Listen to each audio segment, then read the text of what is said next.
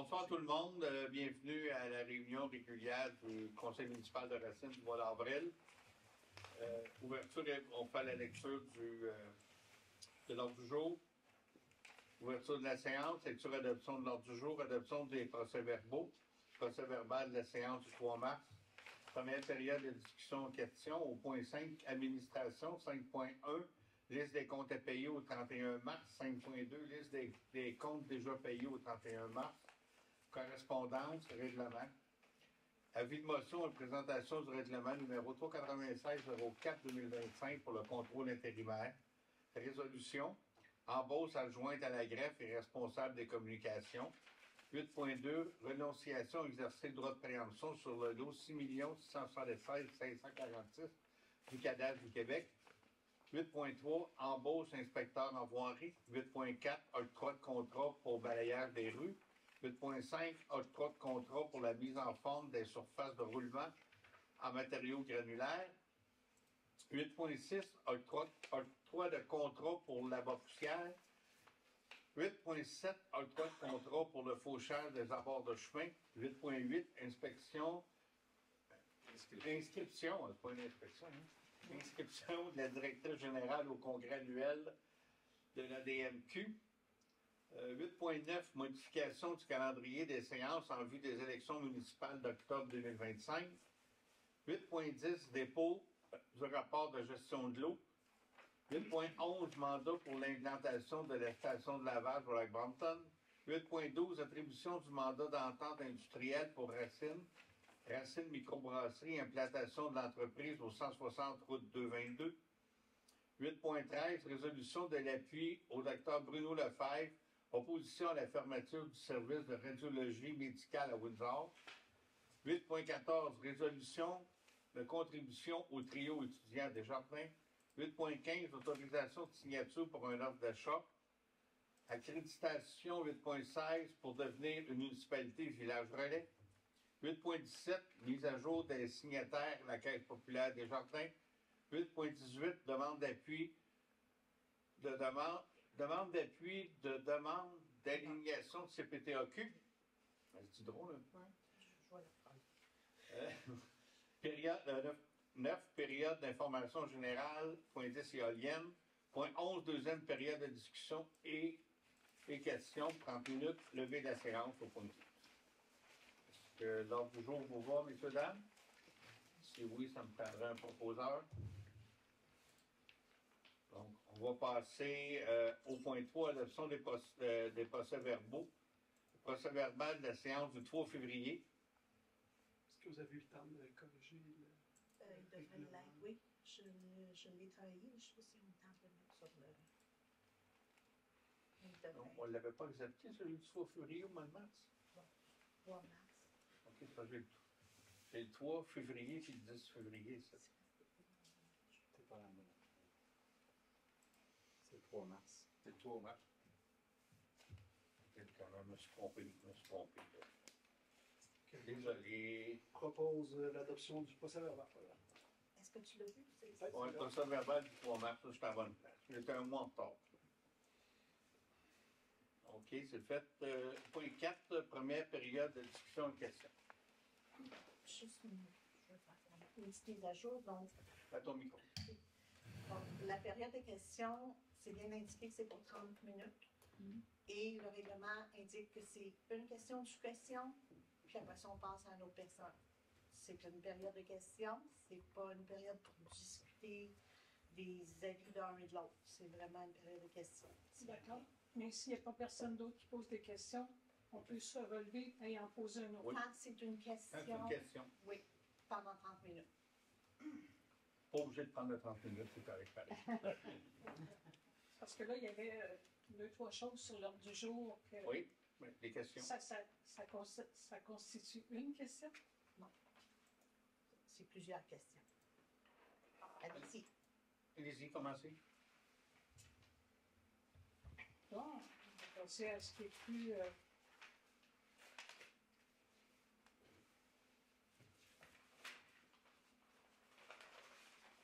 Dans les comptes à payer, la baisse du Caucase pour l'entreprise Cadran. Oui. va payer ça encore pendant combien d'années? Le moins longtemps possible, mais si on arrête maintenant, aussi bien dire qu'on a brûlé tout l'argent qu'on a mis. Parce que on est rendu à un point de non-retour. Si on arrête dans 2 ans, 3 ans, on est revenu au point de départ. On n'a pas le choix de continuer. C'est vraiment une plante envahissante avec toutes les dangerosités qu'on y connaît. C'est pas le temps de lâcher. D'accord. Ça va être ma sous-question. Je présume que la compagnie vous envoie un rapport et qui vous dit qu'il reste environ 15% de la population de berge du Caucase. Michel, tu es bien au courant. Les avancées sont importantes. Au cours des dernières années, ça a cheminé, je dirais, très efficacement. Je n'ai pas les chiffres sous la main, mais la baisse est significative. On avait le plus gros, il faut savoir qu'on avait quand même le plus gros envahissement de berge du Caucase au Québec. Quand même, c'était une taille très importante. Ça fait presque plus que 7, ça fait 8 ans qu'on s'en occupe.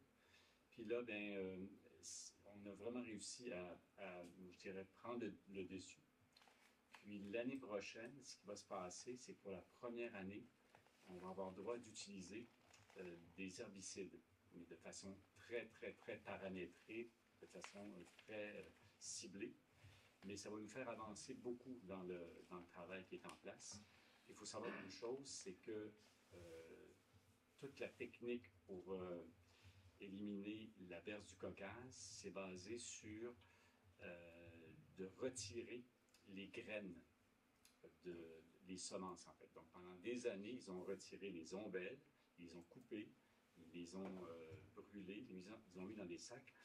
Donc actuellement, il n'y aurait presque plus, ou à peine, de vieilles graines, parce qu'une graine de berce du Caucase dure 7 ans. Donc on est rendu au bout de ce qu'ils appellent l'inventaire de vieilles graines. Et donc là, ça veut dire qu'il n'y aurait plus de nouvelles pousses. Fait qu'on a juste à gérer des plantes qui sont sur place. Et donc, on devrait arriver à bout. Il y aura, en théorie, plus de nouvelles pousses avec le travail qui a été fait. Et ça, c'est le travail des 7 dernières années. Si on laisse aller ça, bien, on recule. Fait qu'il faut continuer, donc, ce travail. Me permettez-vous une sous-question sur le même sujet? Oui, allez. Est-ce que le gouvernement aide par une subvention à ce contrôle? Il a aidé depuis le début. Là, pour ce qui est de l'année prochaine, on est moins certain. On est à la recherche de subvention complémentaire. Merci. Bonjour. Bonjour, Francisco Merlot, de Marche-à-Rue-l'Église.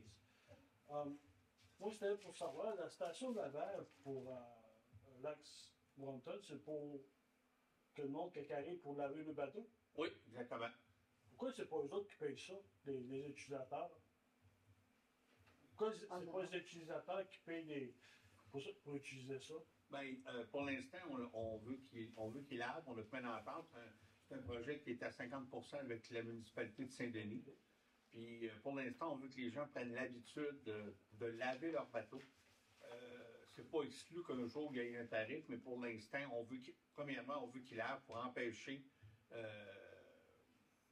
toutes les espèces envahissantes, les plantes qui sont collées après les coques de bateau. Fait que pour l'instant, le premier but visé, c'est que les gens le fassent. Okay. Mais c'est pas exclu Quelqu'un que... qui arrive avec un bateau, ils n'ont aucun argent à débourser. Non. Puis ceux qui débarquent le bateau tout autour du lac, dans les maisons privées, dans les chalets privés, ils lavent pas le bateau, ça? Techniquement, ce serait supposé, là, mais écoutez, il y a quelques années, on ne faisait rien. Maintenant, on fait ça, puis dans 5 ans, on en fera peut-être encore plus, mais il n'y en a pas tant que ça dans les maisons privées. Là. C'est 1 à 100 ans, peut-être. C'est pas tout le monde qui est équipé pour débarquer des bateaux. Là. On parle de bateaux là, qui vont sur le même frais, qui vont sur un autre, qui vont sur un autre. C'est pas nécessairement ça. On pense que de régler le problème-là, c'est 80-90%. Oui, Adrien? C'est comme les hydravions, on ne peut pas les laver avant l'atterrissage. C'est ça. Les hydravions sur le lac aussi. Là, on ne peut pas tous les contrôler, c'est sûr. Okay. C'est pas des cantons, c'est quoi ça? C'est la Société protectrice des animaux. Oh! Les autres font deux, right? Ah oui, non, c'est ça. Non, c'est nos employés qui vont pas une fois par mois. Non. C'est Oui. une question. Oh, on doit juste une question. Ben oui. Ben, jusqu'à preuve du contraire, à moins que Mme Boulot en ait d'autres. Ben là, Ah, c'est- bon. Les intentions, centre bancaire de la bière à la bassine. Les choses la plus claires, on a marché cet après-midi, super, ça va super bien. Ils m'ont dit qu'il restait peut-être une petite couche. Bon, il y a ben, je suis un peu surpris, vous dites que c'est super bien. À marcher, sûrement, c'est correct. Mais il manque vraiment le screening de finition. Ils ne voulaient pas le faire. Ils ont fait exprès d'attendre au printemps. Ils vont le faire, puis ça va être compacté qu'un rouleau compacteur. OK. Il reste ça à faire. Mais c'est super. Ce qu'ils ont fait, c'est super. Il y avait une autre question, la roulotte qui est installée. Tu as le droit à une question. Ah, excusez-moi. Oh, Vas-y donc. Je vais reprendre. c'est une question. Ah, OK. C'est une habitude à Est-ce qu'il y a d'autres personnes, monsieur, non? Non. Moi, j'écoute. Sylvie Bruno, Chemin des Marais. Je ne suis pas sûre que c'est une bonne formule, mais je sais qu'on l'applique à bien des municipalités, mais OK. On parlait à l'ordre du jour de l'embauche d'un inspecteur en voirie. C'est Oui. pas, c'est pas la même chose que l'inspecteur municipal qu'on a là. Ça veut dire qu'on va, Non, embaucher l'inspecteur- un autre inspecteur. Non, ben, l'inspecteur municipal, là, c'est. Ça s'entend, là. D'habitude, c'est Andréane, c'est Oui. en bâtiment. Oui. Mais lui, c'est vraiment en voirie. voirie pour remplacer M. Ali, qui est plus là. C'est pas un poste supplémentaire. Non, non, du tout. Là, je me rassois. OK. Autre chose, ça se dit pas. Ben, c'est ça. Ensuite, mais proche de la surface multi, la roulotte, c'est prévu de l'enlever bientôt. Oui, bientôt. OK, ça va être Bon. Oui, non, c'est sûr, ça fait partie, mais comme vous dites, Madame a dit, on fait le voir tantôt, on a un nouvel inspecteur, il faut qu'il rentre dans ses souliers, dans ses bottines, mais ça va faire partie de ses tâches à court terme. OK, j'ai une autre question, je viens là. Sylvie Bruno, Chemin des Marais. Chaise musicale. Mais oui. Je vois dans la liste des comptes à payer, l'aide aux entreprises, 5 000 $ pour la potinerie. Oui. Est-ce que tous les commerces de Racine vont bénéficier d'une aide aux entreprises? S'ils font la demande selon les critères et qu'ils sont éligibles, tant qu'il y a des fonds alloués, on a un certain montant dans le budget, je ne me souviens pas du montant total qu'on a. On a budgété selon les demandes qu'on a, parce que c'est un programme annuel Oui. d'aide. C'est un programme annuel d'aide aux entreprises. Et puis, la date limite pour déposer les demandes est un petit peu avant le budget. Donc, à chaque année qu'on fait le budget, on est en mesure de juger la demande pour cette politique-là. C'est une politique en 3 volets. La plupart des entreprises sont au courant, puis il y en a plusieurs qui en ont profité l'année passée. Moi, c'était l'autre année d'avant. Puis, il y a 3 volets là, qui aident les entreprises à différents pourcentages à faire reconnaître le nom de la municipalité, à aider à l'établissement d'une nouvelle entreprise. Fait que, il y a une politique qui est disponible au bureau si vous voulez la consulter, là, qui explique comment cet argent-là est distribué. La sous-question, c'est ce que vous venez d'énumérer, ce sont les critères pour recevoir cette aide-là ou Il y a une politique qui Oui. établit les critères pour distribuer cette aide-là. Je ne vais pas les résumer, là, ça a 5-6 pages, là, le document. C'est une politique qui doit avoir 6-7 ans à la municipalité. Ça fait longtemps que c'est là. Ouais. ça, une entreprise, là, juste une fois? Une fois à chaque 3 ans. On a le droit d'appliquer une fois aux 3 ans. Ah, OK. Il y a une limite de, c'est tout détaillé, mais il y a une limite de, je pense, 10 000 par demande. Pour le volet 1, c'est subventionné à 20 volet 2, ainsi de suite. OK. Je suis peut-être un petit peu juste en retard, que j'ai pas vraiment, j'étais pas là pour donner conseil. Il dit, j'ai vu comme R10, le secteur R10, il n'y avait comme pas de droit de construction. Il s'est passé quelque chose que j'ai pas. Il s'est passé quelque chose là-dessus. R10, est-ce que c'est en chemin d'Ardière ou C'est vous? Pardon? Sur Non, c'est. Ah, OK, J'ai lu un autre procès-verbal.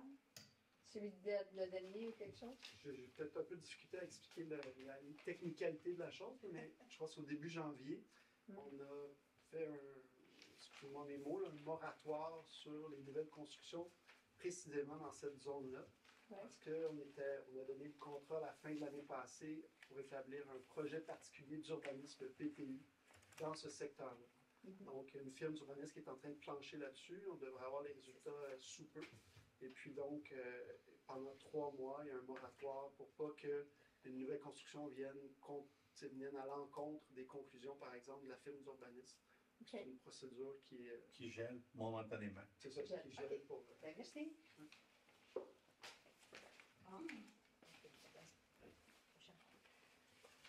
J'ai pas besoin de me nommer.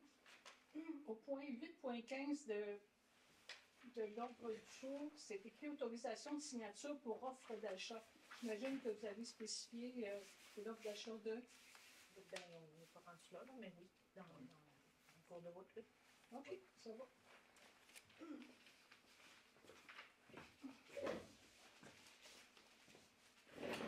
Le syndicat de fonction publique, c'est.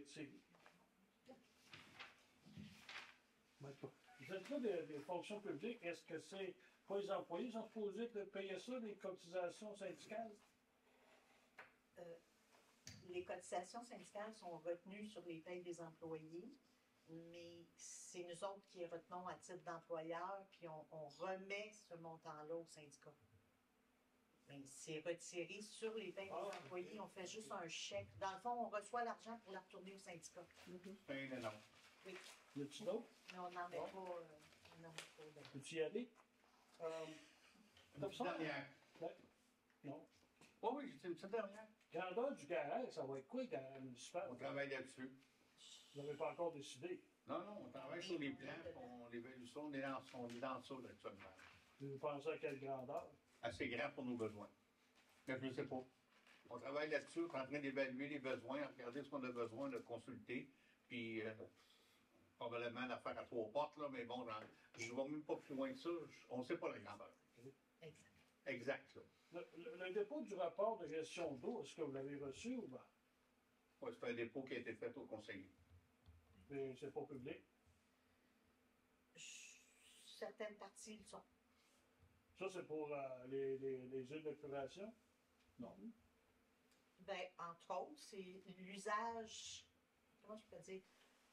L'usage qui C'est reste à- l'usage qui est fait de l'eau potable et comment on en dispose avec les eaux traitées. C'est les eaux. Ils sont dans cette capacité d'en disposer. Oui. Puis, pour l'attribution du mandat d'attente industrielle pour la microbrasserie, 100% de route sans On va en parler vu qu'on arrive à ce On point-là. arrive. Ah, ok, excusez. C'est bon. Parfait. On va passer au point 5, administration. Liste des comptes à payer au 31 mars. Vous en avez pris connaissance, messieurs, dames? Est-ce que c'est conforme? Je parlerai au proposeur si ça fonctionne. Nicolas? Liste des comptes déjà payés au 31 mars, la même chose, en avez pris connaissance. Ça vous va, Louise? Correspondance, rien de spécial. Règlement. 7.1, avis de motion et présentation du règlement numéro 396-04-2025 pour le contrôle intérimaire, c'est-à-dire que c'est ce qu'on vient de parler un peu tantôt. C'est un moratoire temporaire sur la zone R10 qu'on disait, c'est ça? R1 et R10. Oui. En attendant qu'on ait le dépôt du PPU et qu'on mette tout en ordre des choses par le proposeur, Michel. Au point 8, les résolutions. Embauche d'une adjointe à la greffe et responsable des communications. Avec le départ de Stéphanie, on a décidé d'embaucher Caroline. Moi, excusez, là, ça se peut que je ne me souvienne pas de ton nom. Là. Je suis comme ça depuis l'âge de 13 ans, ça fait longtemps. Que non, là. Mais c'est très probable. Inquiète-toi Je suis pas, comme ça. Jean-Christophe. Inquiète-toi pas, Jean-Christophe, c'est ça. C'est ça. Fait que Caroline est rentrée en poste à début de sa 3e semaine. Et ça prendra un proposeur pour accepter. Adrien, merci. Embauche d'un inspecteur en voirie. On a monsieur Maxime. Maxime Gagnon. Maxime Gagnon qui est rentré en poste. Ouais, 8.2, 8.1, non? 8.2. 8.2, c'est renonciation à exercer. On va me faire mon site. Moi, 8.2, j'ai inspecteur en voie d'eau. Dessus. C'est parce que vous l'avez Pareil. téléchargé. parce que vous l'avez téléchargé avant la. Bon, mais ça, c'est pas le téléchargement. OK. 8.2, renonciation, exercer le droit de préemption sur le lot 6 676 546 du cadastre du Québec. Ça, c'est pour vous mettre en contexte, c'est à l'intersection de la rue Rivière et du Haut-Bois. Il y a un chemin qui fait il y a pas un chemin, il y a un terrain qui fait le coin, qui est propriété de M. Desmarais. Nous, ce qu'on visait, c'est le terrain qui est vraiment parallèle au chemin de la rivière. Pour la partie en L qui est sur le long du Haut-Bois, ne nous intéresse pas vraiment. Fait qu'il aurait trouvé à le vendre, celui-là. Fait qu'on n'exercera pas notre droit de préemption. Nous, ce qu'on veut conserver, c'est le terrain qui est parallèle à la rivière. Donc, si, je ne sais pas, on n'a pas de projet précis, ça pourrait être un jour de stationnement pour la surface, on ne sait pas trop, mais étant donné la proximité, on veut garder l'option de l'acheter. Mais on veut renoncer à droit de préemption pour cette partie-là. Ça me prendra un proposeur. Bon. Embauche d'un inspecteur en voirie. On a engagé M. Maxime Gagnon. Vous savez, mais non, c'est pas facile. Il est à sa deuxième semaine. Deuxième semaine.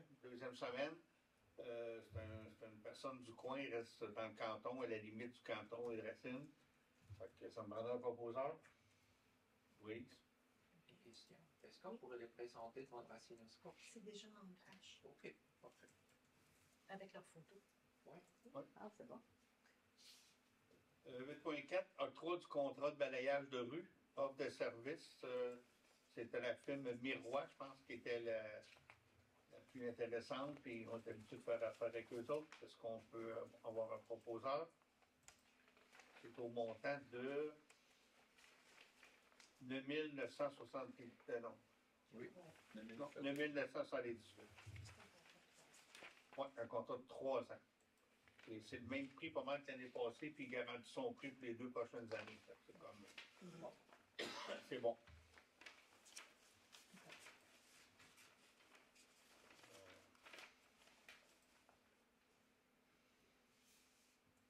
Octroi du contrat pour la mise en forme des surfaces de roulement. C'est LG ou Beauchemin qu'on fait? LG. C'est la firme LG Excavation qui mérite le. C'est pas mal. On prendra un proposeur. On a-tu le montant ou il est à l'heure? Il est à 150 150 Il y a un proposeur? OK. Maintenant, pour octroi du contrat pour la poussière. On a eu Somavrac qui nous a fait une proposition qui me semblait la meilleure. On a eu 2. Là, j'ai pas ça et le montant était de 57 400 avant taxe. C'est un proposeur? Rien.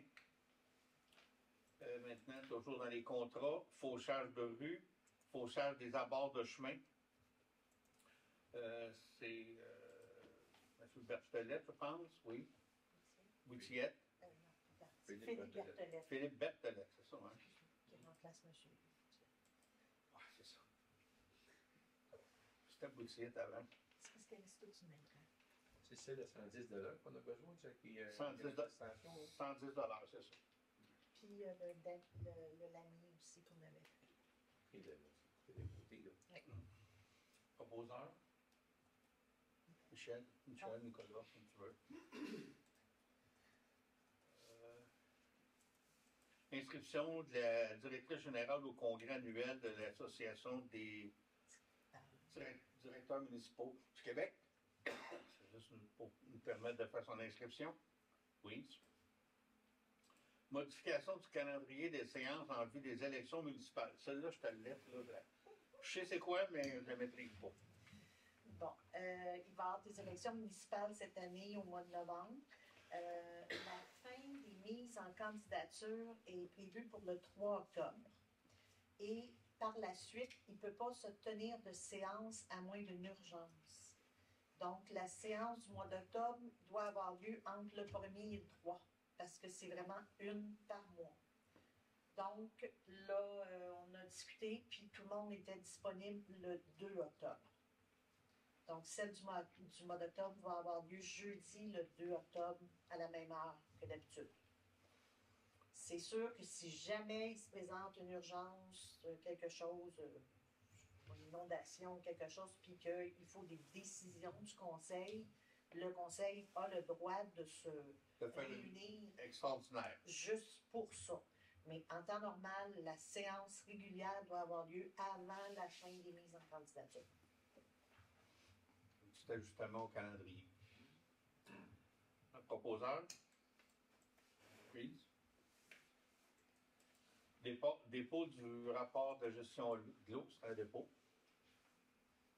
C'est un dépôt pour un proposeur.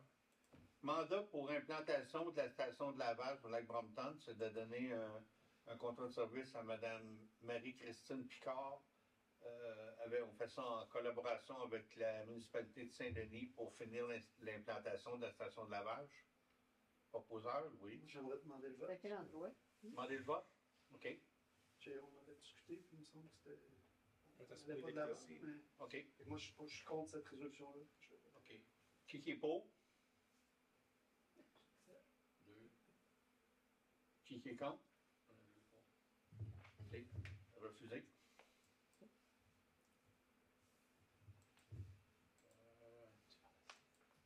Attribution du mandat d'entente industrielle pour la microbrasserie Racine qui va s'implanter au 160 de la route 222, c'est-à-dire à l'ancien, juste à côté de la fromagerie au garage qui était anciennement à Yves Fontaine. Sébastien, entreprise. Hein? Excavation Yves Fontaine. Donc, ils ont fait l'acquisition de cette bâtisse-là, puis ils vont implanter la microbrasserie. Nous, ce qu'on demande, c'est un mandat d'entente industrielle, c'est-à-dire qu'il y a une firme qui va faire rédiger puis une entente industrielle pour le rejet, pour avoir un contrôle de leur rejet. Fait que on est en train de le faire actuellement avec toutes les autres entreprises agroalimentaires. C'est déjà débuté, mais eux, vu que c'est nouveau, ben, il faut donner un mandat spécifique. C'est bon. Et puis, OK. Résolution d'appui au docteur Bruno Lefebvre qui s'oppose fermement à la fermeture du service de radiologie médicale à Windsor. Donc, je pense que c'est juste un appui. Là, garder nos services le plus possible en région. Contribution au trio des Jardins. C'est-à-dire qu'on a toujours le budgété, c'est des années qu'on est là. Normalement, il y a au moins, on dit un trio, mais normalement, c'est 2. Non, bien, Trio des Jardins, c'est le nom. C'est le nom, hein, c'est ça. Fait que nous, normalement, on en a 2. Ils sont souvent affectés au Locavor. Oui, puis il y a des fois, on en a un qui travaille À la un voirie. Racinois qui travaille avec eux. À Valco. OK. On a un proposeur. Yann. Autorisation de signature pour l'offre d'achat en lien avec les PPU qui s'en vient. On vise à acheter un terrain. Donc, il faudrait autoriser Lynn à faire la signature de l'offre d'achat. Merci. Accréditation pour devenir une municipalité Racine, donc c'est d'appuyer la. C'est une demande de signature ou Candidature. de candidature? Pour déposer notre candidature. OK, c'est pour déposer notre candidature. Vous voyez ça sur la route Village Relais. Puis on semblerait se qualifier pour être Village Relais. C'est juste bon pour l'image de la municipalité et la promotion touristique. Puis ça vient aussi avec de l'aide financière. André. Mise à jour des signataires de la Caisse populaire. Oui, explique-le. Au niveau des signataires de la Caisse populaire, il y avait le maire et le maire adjoint. Le suppléant, excusez, adjoint, excusez, qui ont le droit de signer en cas d'absence l'un et l'autre. Il y a moi à titre de DG, mais c'était Stéphanie qui signait pour moi si je n'étais pas là. Donc, ça va être Catherine et l'adjointe aux finances qui va signer à la place de Stéphanie.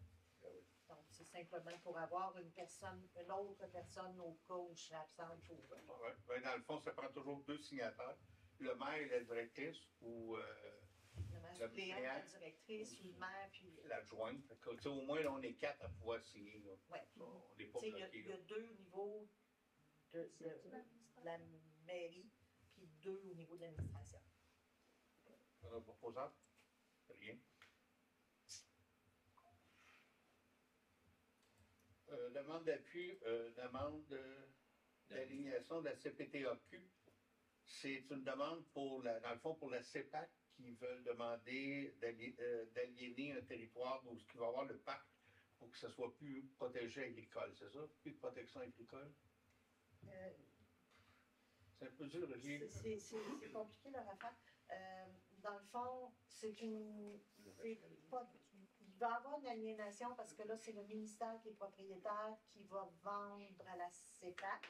Et en même temps, l'utilisation que la CEPAC veut en faire, c'est une utilisation autre que l'agriculture. C'est ça, exactement. Fait que il faut qu'on ait, même si ça se passe en 2 instances gouvernementales, provinciales, ils veulent notre avis. Est-ce que dans le moment, c'est du agroforestier? Non, il y a une petite lisière qui est vraiment en Mais zone c'était verte. dans quel secteur? Oui, c'est Andréane qui a le plan. Parce qu'on n'avait rien sur ce dossier, on n'a rien. On a eu ça, je pense que c'est jeudi que le ministère nous a envoyé ça là, vite de même. Mais c'est vraiment une toute petite bande qui va être assimilée au parc. On ne sait pas si c'est au Flowden ou au lac Près. Ou... Non, c'est vraiment au parc, dans le coin de J.A. Bombardier et tout ça, c'est vraiment dans ce coin-là. Mais il y a une petite bande qui est vraiment verte.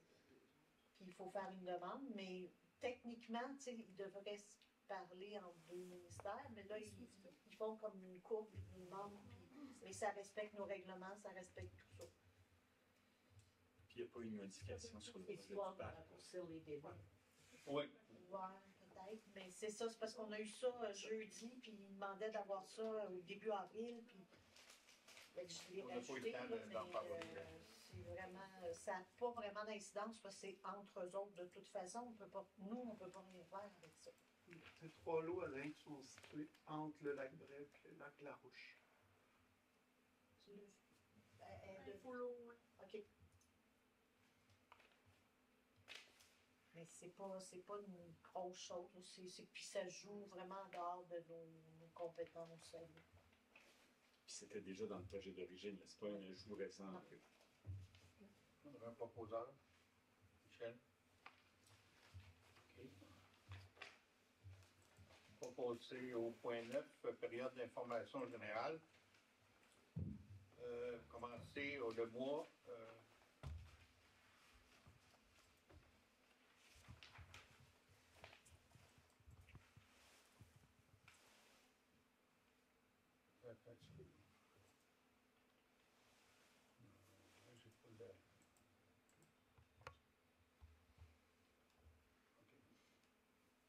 OK, c'est bon. Premièrement, on a commencé avec une réunion au canton de Valcourt pour les membres des conseils municipaux de la région du Val-7 afin de nous informer sur la situation de Transappel, le service de transport adapté et collectif. Une décision sera prise au niveau de la MRC quant à l'avenir de ce service obligatoire en transport adapté.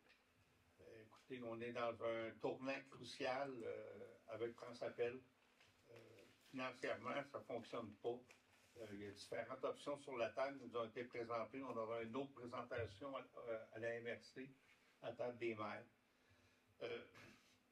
Actuellement, il faut savoir que le transport adapté sur le territoire de la MRC est de la responsabilité de la municipalité de Windsor. Parce que quand le transport adapté a été mis au monde, il n'y avait pas d'MRC.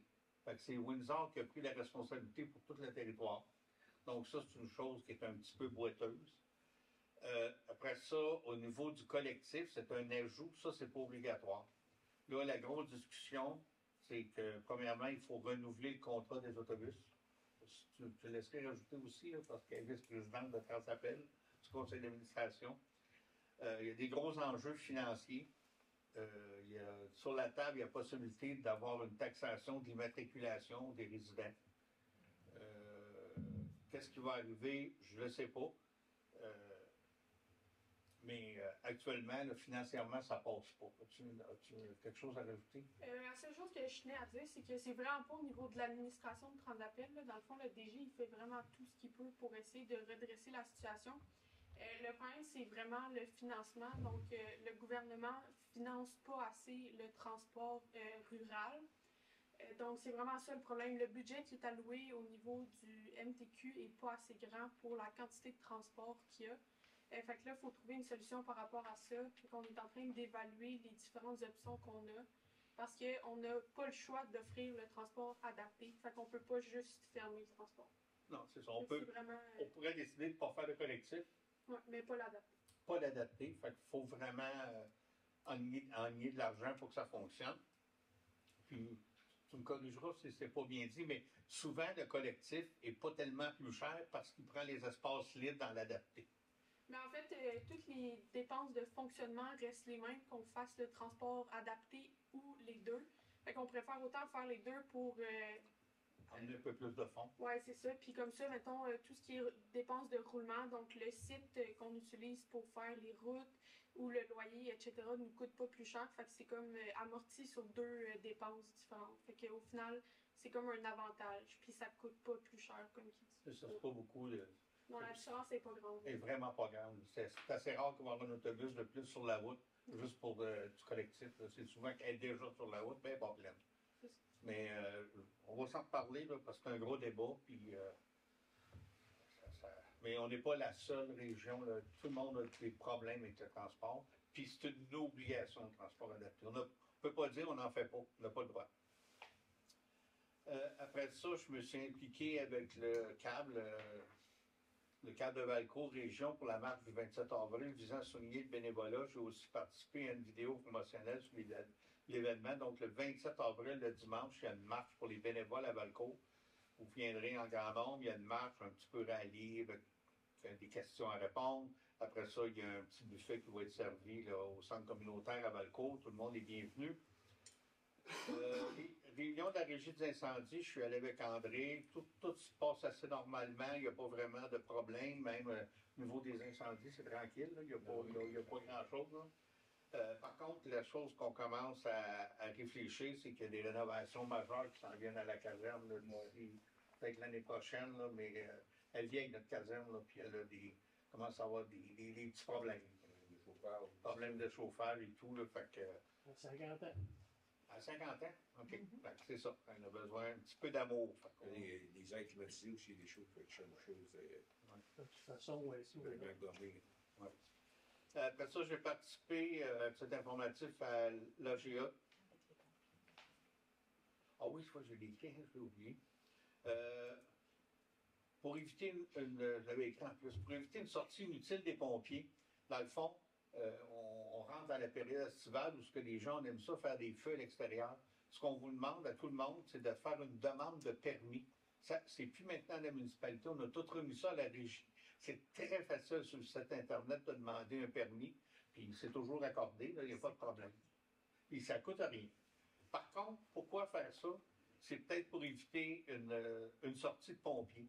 Quelqu'un, par exemple, passe en automobile en quelque part, il voit un feu, il ne sait pas trop, c'est caché, t'en arrière d'une maison, c'est un cabanon, t'es en train de brûler. La personne de bonne volonté, elle va appeler un pompier, puis elle va dire au 403, route 243, Racine, il y a un feu en arrière. Ben là, les pompiers, ils vont regarder, vite. Ah ben non, 403, il a dit qu'il faisait un feu à soir. Ils vont pas. La centrale est informée aussi. La centrale est informée. Si vous n'avez pas fait de permis, puis qu'il y a un feu à cette adresse-là, ben les pompiers ils sortent puis ils vont. Donc, ça fait une sortie inutile de pompiers. C'est pour ça qu'on demande aux gens de demander un permis. C'est pour informer que ce soir, telle date, tel endroit, il y aura un feu. La demande, elle se fait-tu à la municipalité? Non, ça se fait directement dans oui. Témoigner de la demande de feu. Tu le fais souvent. C'est un site web. Tu vas remplir, puis ça te permet de t'assurer que tu es dans une période qui n'est pas à risque de feu de forêt. Oui, aussi. Puis, si tu remplis quelques informations, tu pèses sur Enter, tu reçois instantanément ton permis par courriel. C'est gratuit. Si je ne me trompe pas, il faut faire la même chose pour les feux d'artifice aussi. Oui, je pense que oui. C'est un feu à ciel ouvert, un feu d'artifice. Oui. Mais dans le fond, l'intérêt de ça, ça peut peut-être pas être. Pour ça, je tiens à insister, c'est empêcher les pompiers de sortir inutilement. Parce qu'on sait qu'il y a un feu ce soir à cet endroit-là. Mais si c'est la maison qui passe, vous appeler pareil, là, c'est une autre histoire. Il y a une personne responsable qui est levé sur le permis. Oui, c'est ça. Les pompiers vont appeler la Ouais. personne responsable. Il y a une personne responsable sur le permis, puis elle peut être contactée. Effectivement, voir si c'est le feu qui était prévu. J'ai participé à l'AGA du Val-Ouest. Ce que je peux dire, c'est que notre média régional se porte bien et est en croissance. Je me prends 2 minutes pour en parler parce que maintenant, on ne reçoit plus de journaux locaux. Là, donc, ça devient de plus en plus notre moyen de communication pour la région. Puis, je peux vous dire qu'ils vont bien, là, c'est en croissance. J'ai participé à serveur de dîner cabane à sucre de l'école secondaire Odyssée. Il y avait plusieurs jeunes racinoises que je ne connais pas toutes, mais ils disaient « Ah, bonjour Mario ». Je suis un petit peu plus connu que je connais les jeunes, là, mais c'était un franc succès. Nous avons rencontré les représentants du centre de service scolaire concernant le futur gymnase. Ils gardent espoir. Pour eux, il y a encore espoir que le gymnase se fasse à moyen terme, court terme même. Puis sur le même sujet, j'ai parlé aussi avec nos députés André Bachin. On pensait avoir des nouvelles la semaine passée. Ce que j'ai su, c'est que la semaine passée, ils ont eu une liste pour les bâtiments de 200 millions et plus. Pour les bâtiments en bas de 200 millions, ce qui est vraiment le cas ici pour le gymnase. Hein? 20 millions. 20 millions. 20 millions de trop. Il y a un zéro de trop. Pas mal important. Mais en tout cas, c'est pas pour les plus gros bâtiments. Cette semaine, ils vont avoir une liste pour les plus petits bâtiments. Ils n'ont pas voulu se mouiller. Ils disaient, avez-vous espoir qu'on soit là? Ils ont dit, on va vous tenir au courant. C'est ça. J'ai participé au dîner de la FADOC. Toujours agréable de rencontrer nos aînés, d'échanger avec eux. J'ai aussi participé avec la marche organisée par la FEAS de Racine et de Saint-Denis conjointement pour souligner le travail invisible. Le travail invisible, c'est tellement essentiel dans notre société. Ça rejoint aussi le bénévolat. Mais le travail invisible, c'est toutes les likes que les gens apportent à un proche aidant et tout. Donc, c'est vraiment, de le souligner, c'est une bonne chose. En tant que nouveau membre du conseil administratif de la MRC, j'ai assisté à ma première rencontre. On discute du rôle, des responsabilités du conseil. Ça fait quoi un conseil administratif à la MRC? C'est-à-dire qu'on est 7 personnes. On épluche un peu les comptes à payer, différents sujets qu'on amène après ça à la table avec des recommandations.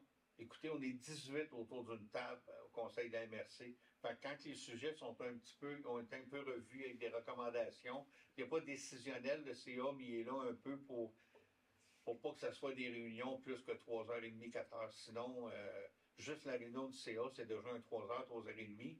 Si le 3h30, au lieu de le faire à 7, on le fait à 18, on va parler de 4 heures de plus que nos 3 heures qu'on passe déjà. Ça finira plus. J'ai été nommé sur ce comité-là suite à un départ, donc j'ai commencé ça.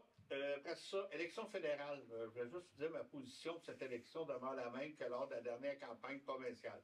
C'est-à-dire que je ne participerai pas à aucune activité publique, mais je suis ouvert à rencontrer des candidats à mon bureau.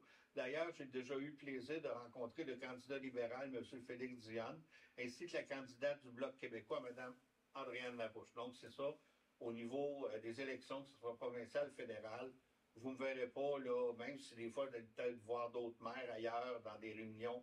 Moi, je n'y vais pas, mais si les candidats veulent venir me voir, mon bureau est toujours ouvert. Finalement, oui, la fuite d'eau au village a été localisée et réparée. Hein, on vous a parlé de ça longtemps, là. Ouais, Mais, c'était où? Sur la rue Pratt. OK. Petit bout de rue, c'était là. OK. Mais ça a été vraiment un jeu là, de dire on ferme là, on ferme là. Tu sais, on fermait vers 11h le soir. Ouais. Puis là, hop, c'est tout fermé puis ça coule encore. Donc, c'est pas là. Fait qu'on a isolé des secteurs comme ça. Merci Andréane et Rosélie aussi qui ont fait ça là, à tous les soirs. Hein?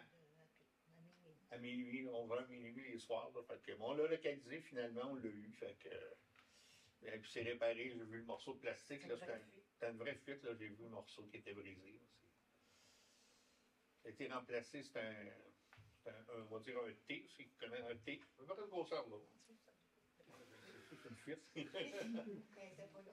À peu près cette grosseur-là, mais un T, en plastique, tout simplement, puis il était cassé. Là, ils l'ont mis en stainless, ça, hein?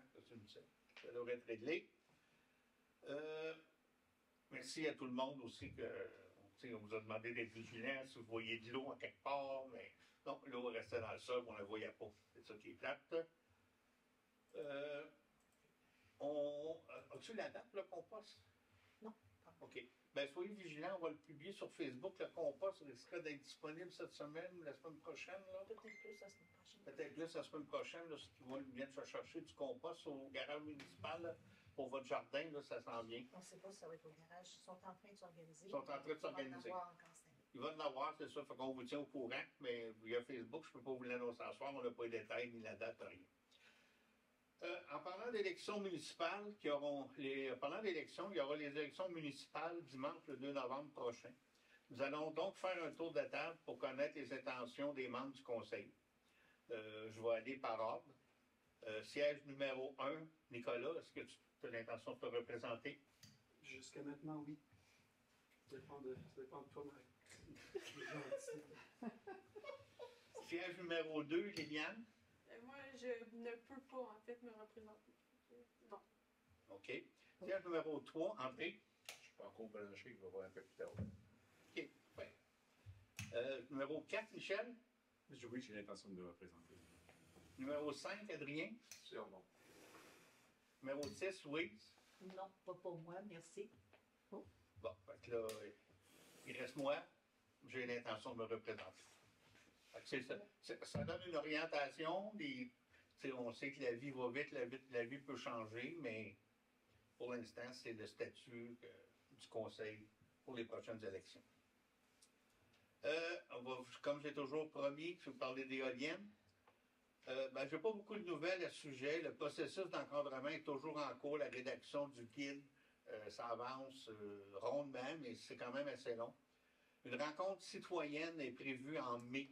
On va vous tenir au courant, soit aux séances du conseil ou aussi sur les sites Facebook. Il y a une autre séance d'information au mois de mai pour le public.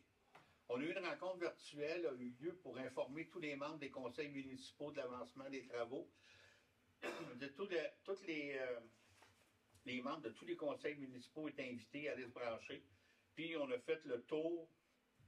Dans le fond, tous les membres des conseils sont au même niveau que moi, que je suis, par exemple, sur le comité éolien. Moi, je n'ai rien appris là, je le savais tout, là, mais vous avez eu toute la même information, la rédaction du guide, puis où est-ce qu'on s'en va avec ça. Fait que ça fait le tour pour mes points. Est-ce qu'il y en a qui ont des choses à rajouter? Oui, moi j'avais. Oui, vas-y. J'avais besoin de ton ordinateur. Je vous avais promis une capsule financière sur la dette de la municipalité. Je voudrais passer à travers ça. Puis aussi, le comité Vision Racine, on voulait faire le point sur les installations septiques dans la municipalité. Fait que souvent, en conseil public, on prend des résolutions. Ça, mais on voulait prendre l'habitude de prendre quelques minutes pour partager un peu la stratégie derrière les approches de certains dossiers de notre municipalité. C'est assez général comme présentation, mais c'est pour faire le point, depuis quelques années, notre conseil présent. Où est-ce qu'on s'en va avec les installations septiques? Pour donner un peu de contexte, notre démarche de Vision Racine est toujours centrée sur un document de planification qui est stratégique, qui a été fait par la firme Enclume il y a à peu près 1 an. Puis nous, on se rend compte, on s'en inspire pour faire nos actions des prochaines années. La planification stratégique, puis je rappelle la même slide à chaque fois, se décline en 5 orientations. Faire un village convivial, innovation sociale, accueil de nouveaux ménages, développement économique, tourisme et plein air. Chacune de ces orientations est déclinée en plusieurs objectifs, puis 55 actions. Donc la vision se décline dans ces 5 grandes orientations-là.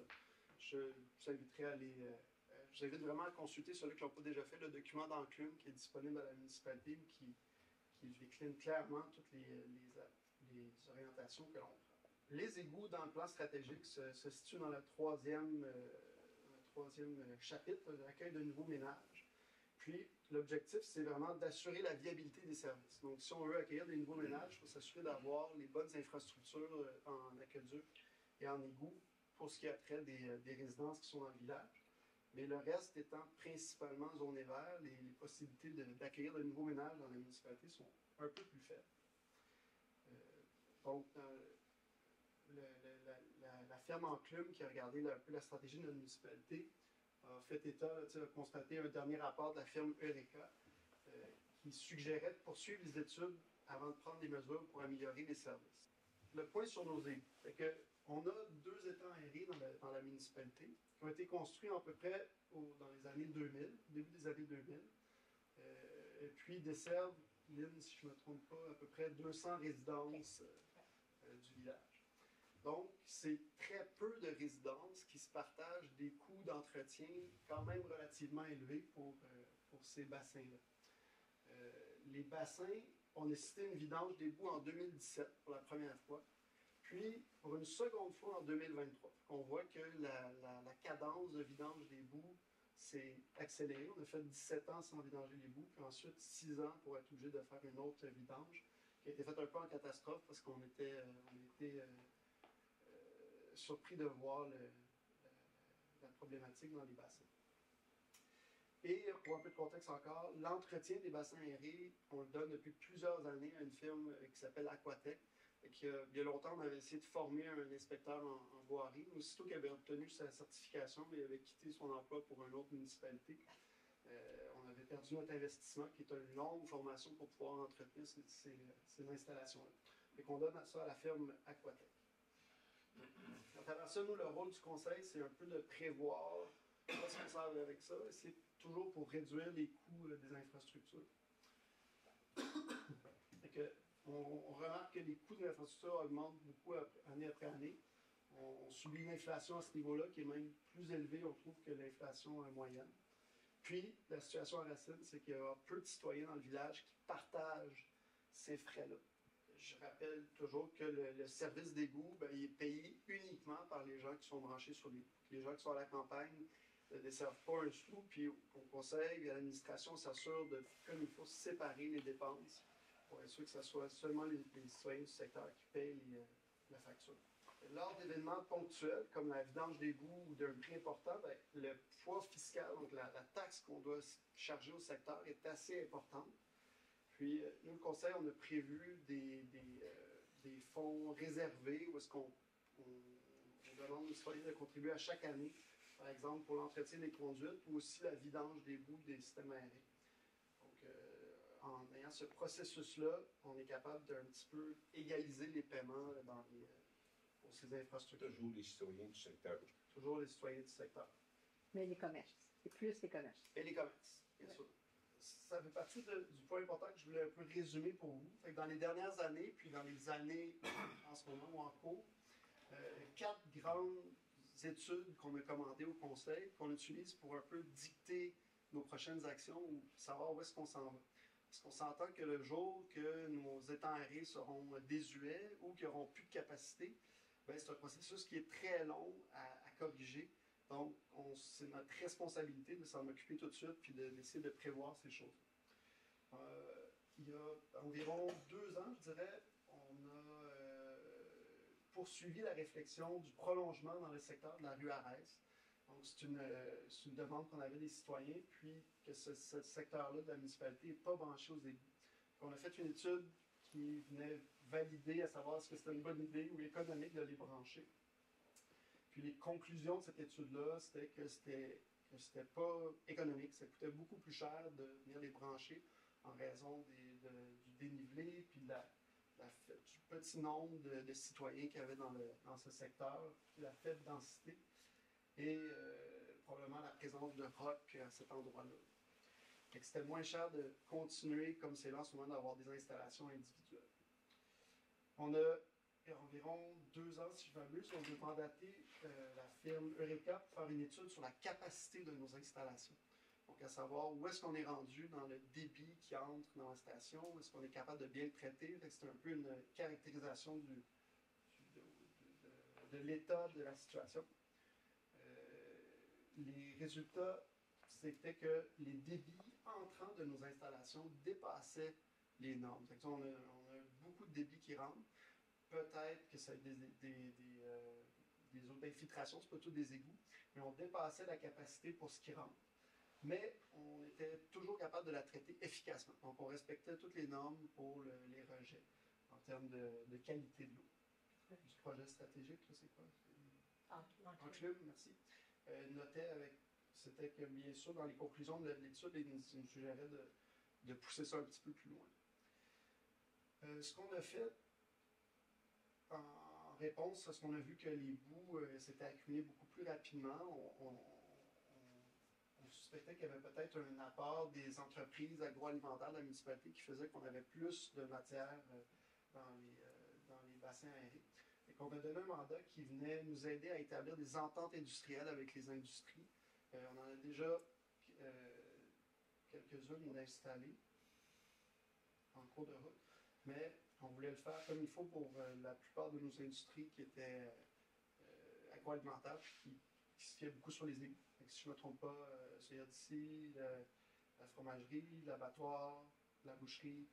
Puis on vient de donner le mandat aujourd'hui pour ajouter la microbrasserie à cette étude-là. Donc, avec ces ententes-là industrielles qui vont être à venir, on va avoir une bonne idée de c'est quoi l'apport de ces industries-là dans nos égouts.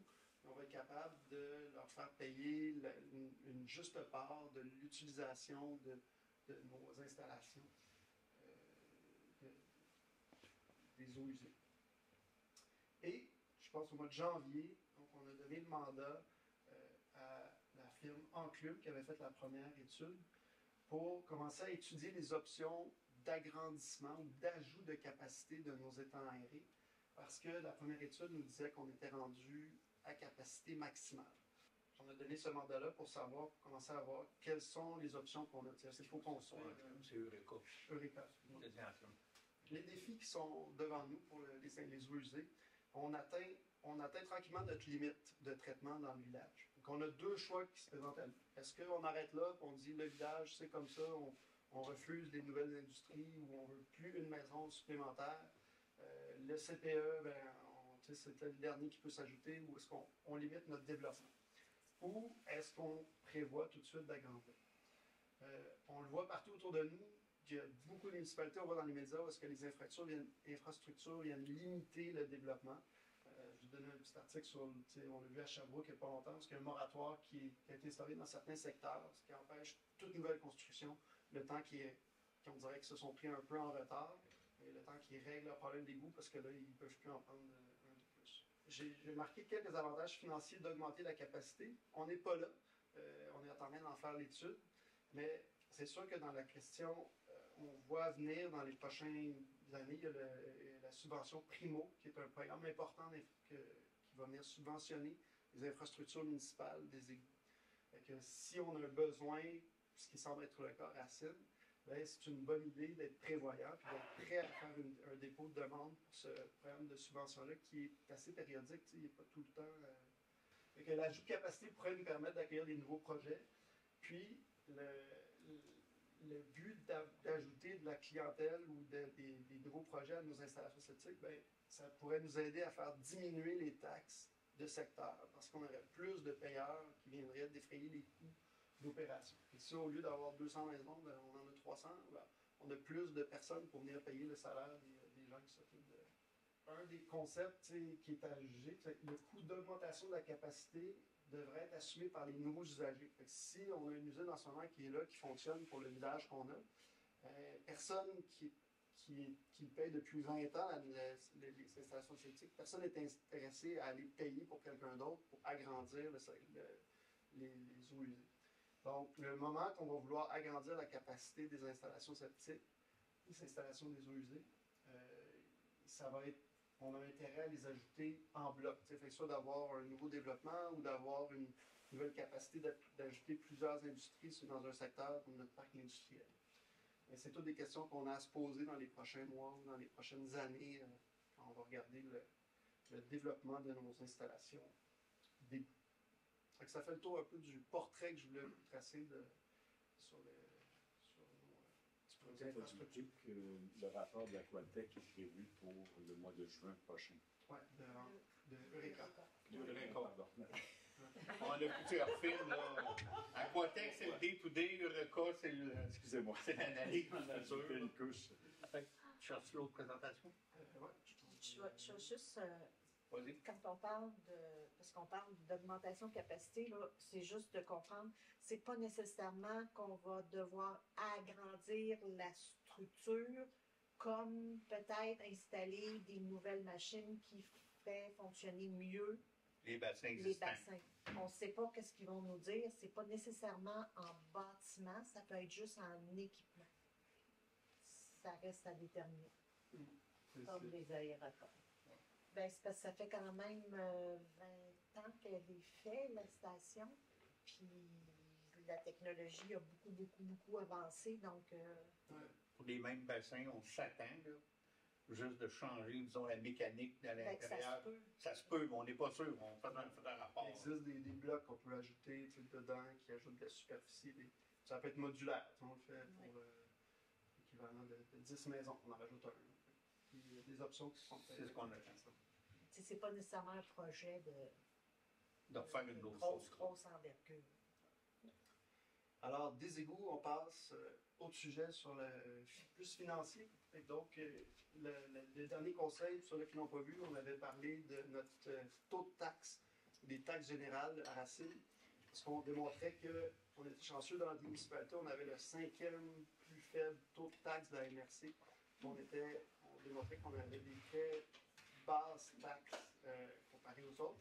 Et que oui, on a monté beaucoup en 2024 de 7%, mais on voyait que c'est pour rattraper un certain retard, puis que les municipalités avoisinantes taxent beaucoup plus pour la même valeur foncière. Aujourd'hui, je voulais démystifier parler un peu plus de la dette. Souvent, on mentionne qu'on va emprunter pour un projet, puis on lance souvent en l'air qu'on dit « Ah non, on n'est pas assez endetté, on manque des subventions. » Tout ça. Fait que je voulais vous donner plus de détails sur la dette de la municipalité. Est-ce que l'on est trop endetté? Et comment est-ce qu'on compare la dette d'une municipalité? Le principal chiffre qu'on regarde pour se comparer d'un à l'autre, c'est la dette nette en fonction de la RFU, la richesse foncière uniformisée.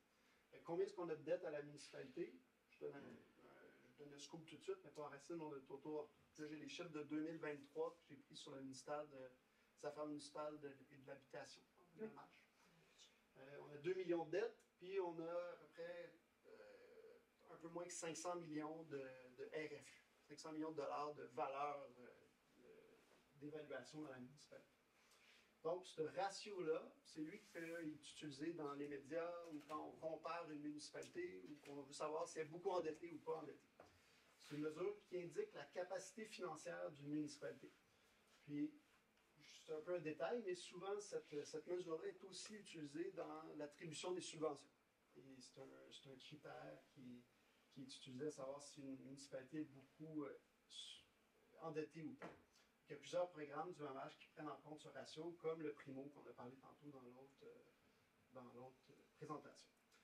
Un ratio plus élevé, si ça c'est élevé, ça indique qu'il y a un fardeau financier plus lourd, mais ça peut justifier plus d'aide. Ça veut dire que si une municipalité qui est déjà beaucoup endettée, ben, ils vont pouvoir dire on t'aide plus, on donne plus de subventions pour t'aider. Qu'est-ce qu'on peut comprendre dans ce ratio-là? Si on le regarde dans le temps, si ton ratio diminue, c'est que l'endettement de la municipalité fait peser un fardeau de moins en moins lourd sur l'économie locale.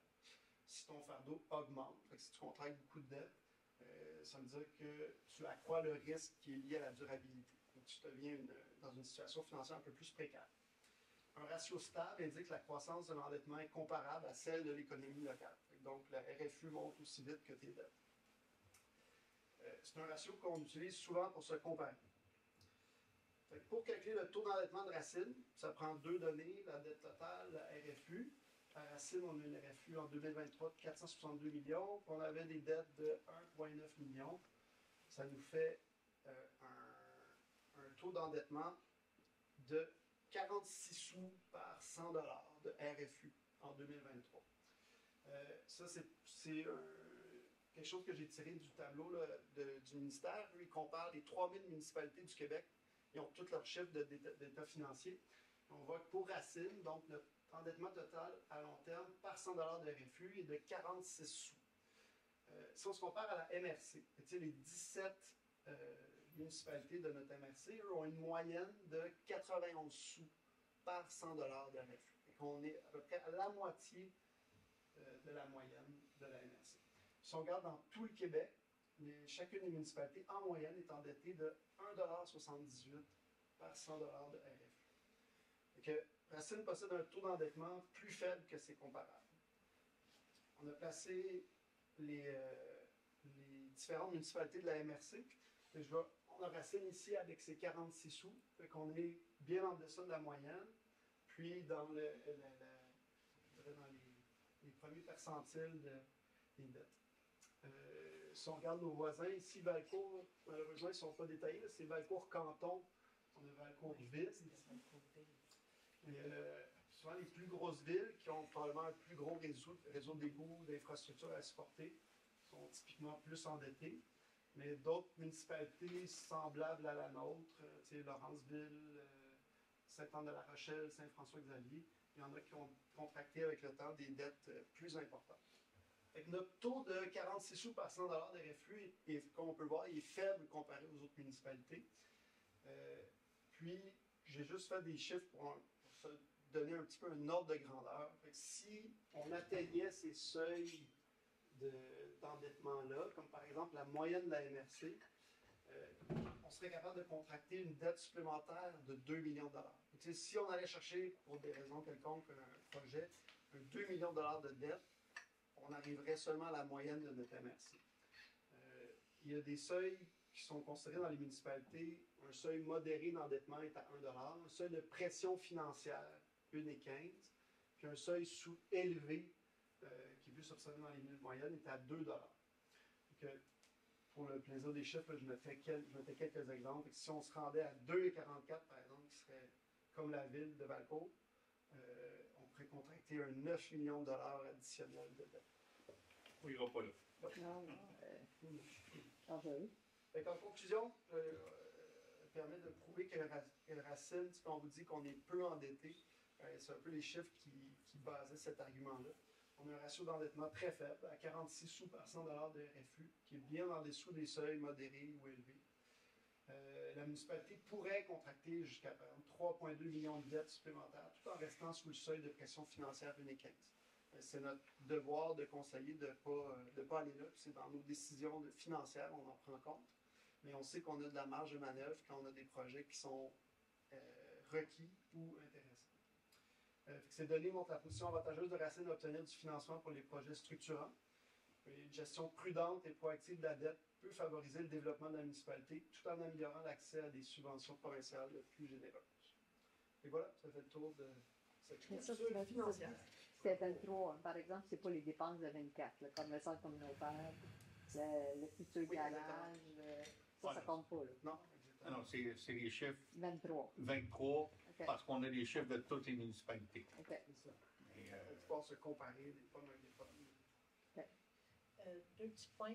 Les chiffres de 24 vont sortir probablement comme en septembre 25.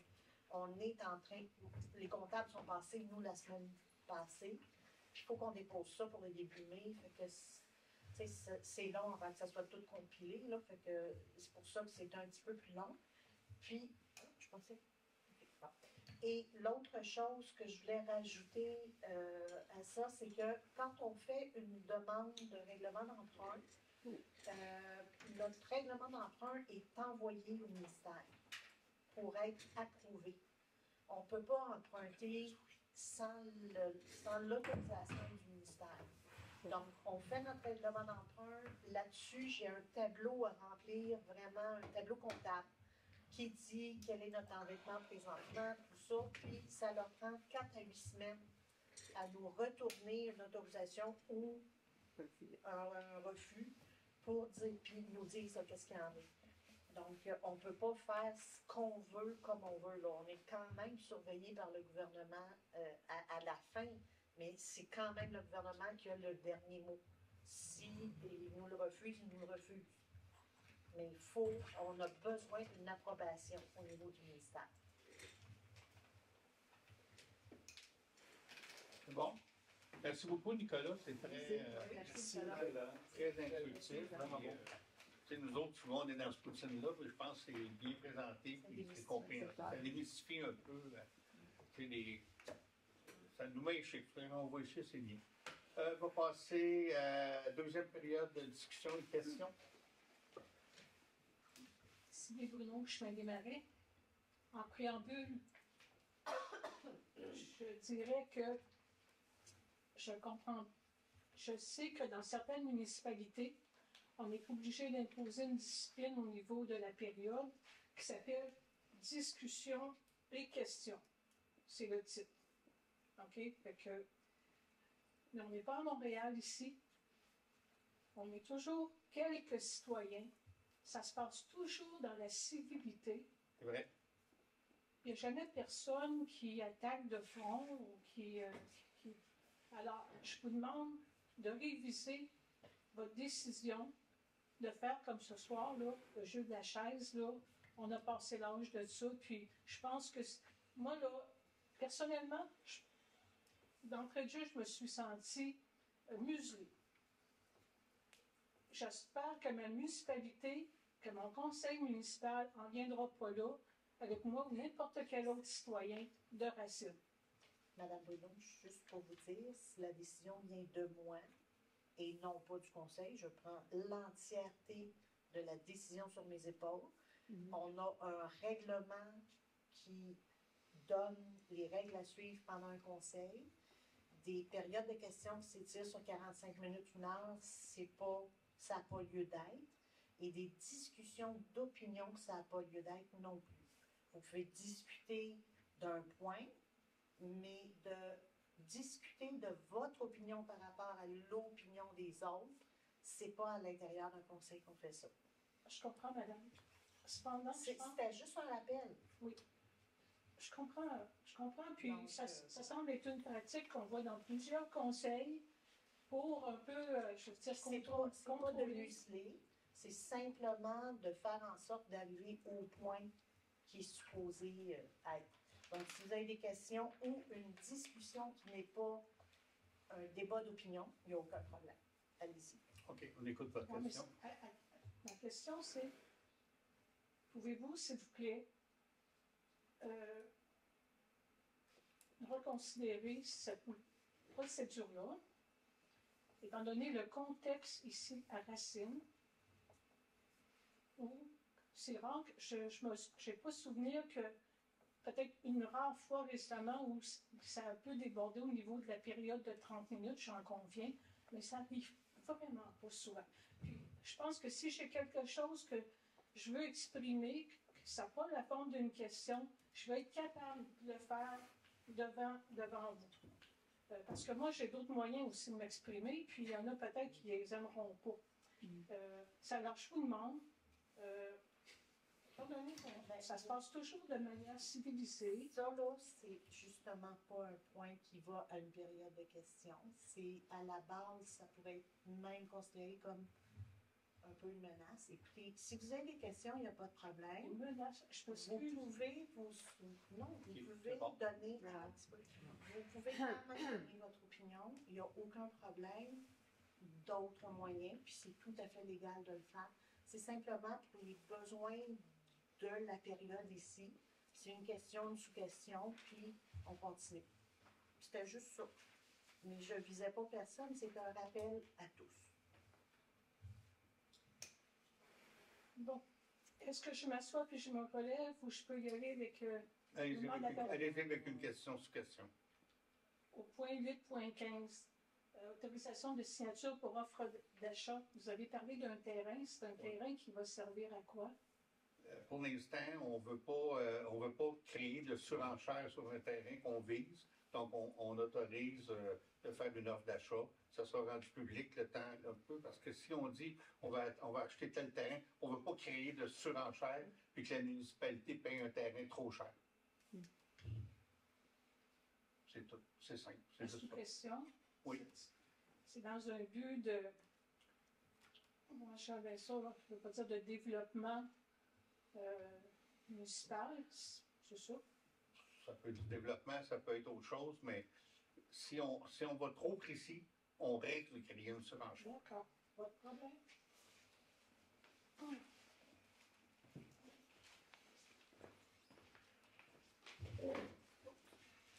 C'était comme une question pour les éoliennes.